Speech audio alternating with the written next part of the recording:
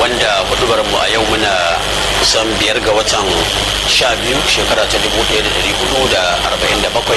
hijirar manzon Allah sallallahu alaihi wasallama. mun yi ta ne fadakarwa da jan hankali dangane da manufofi na aikin hajji, cewa mutane sun tafi aikin hajji kuma kafar sadarwa ko da su ba sa nan to kafar sadarwa za su ga sako da yawa, wasu idan suka gani za su amfana da abin da maka yi a cikin hudu ba. Da haka manufofin aikin hajji ba wai kaji ba ne yawon shakatawa ko don ka yi kalle-kalle ko don ka huta, a kaji ne don ka yi ibada. Babbar ibada kuma shine kaɗai ta Allah madawakin sarki. Da haka shi sa Allah madawakin sarki ya sanya cewa ko idan ka yi nufaci za ka yi wani mummunan aiki musamman na shirka, to ko da baka aikata ba za ka samu zunubi. wa man yuridu fihi bi ilhadin bi zulmin nudhikhu min azabin alim. da haka waje ne wanda yake mai alfarma, wanda yake kuma mai daraja, sannan kuma wajen yana ƙara koyar da mutane yin aiki na gaba ɗaya.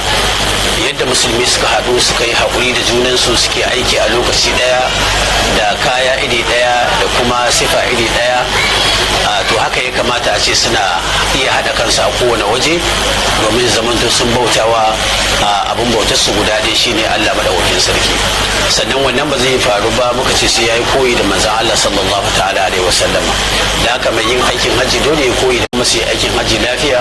mu ko muna tunatar da kanmu cewa akwai azumi na yawm arafa wanda manzon Allah ya ce idan mutum ya yi shi zai kankare masa zunubi na shekarar da ta wuce da shekara mai zuwa. Sannan ko mutumin da yake da dama ya yi layya, wanda ba shi da dama kada ya damu da yawa ko mata su takura mazajensu a cewa dole sai an yi a ci bashi a ce saboda yara kan su abin nan ba abun kunya bane dan baka ba, ibada ce ba za ka iya yin ta ba.